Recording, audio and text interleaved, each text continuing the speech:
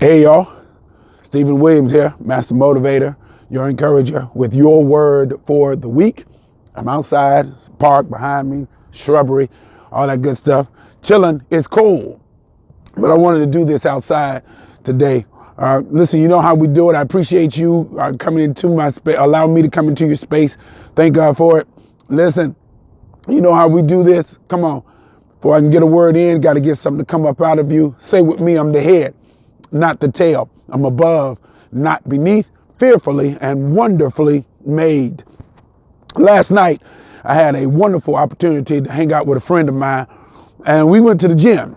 We shot some hoops. We were playing horse. Of course, I lost. But as I was sitting there and I was playing it, I was thinking about this. It's something that I used to love. And so I used to pull down 20, 10 rebounds, used to put in 20, 25, 10 rebounds, about 7 assists. I had the game going on. Loved the game. Thought about all the love that I had for it.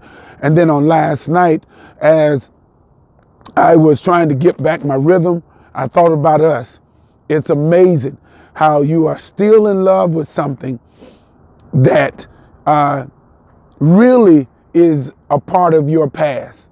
It's time for you to move on to the next part of you, because positioning this season is going to be crucial for your success. You've got to be in the right position. And there is a thing where you can love something, but if it doesn't love you back, if it's not going to be productive for you, then you have to move on from that thing and get in a new position, get in the right position for your right now. And that's what I'm saying to you today. It's time for you all. It's time for all of us. In this new season, your prosperity is in your new positioning. Your healing, all of that is in your new positioning. And most people are still trying to hold on to an old them. And you got to know how to let that part go and move on. I'm dealing with something right now, even myself, where I love something and I've fallen for something, but it is not loving me back. You ready? It can be shrimp. It can be ice cream. It can be eating. It's something that you used to love, but you got to let it go, because the new positioning, the new place that you need to be in, it requires you. You got to let go of some people. You got to let go of some things. You got to let go whatever it is so that you can become. And I promise you, in this next season, there is a connection to your anointing, to people that surround you. That voice is telling you, you've got to get to the right place so you can get in the right position, so you can get hooked in to the right people, so that you can have the prosperity. Nobody has ever done great things by themselves. Even Jesus had enough sense that he needed 12.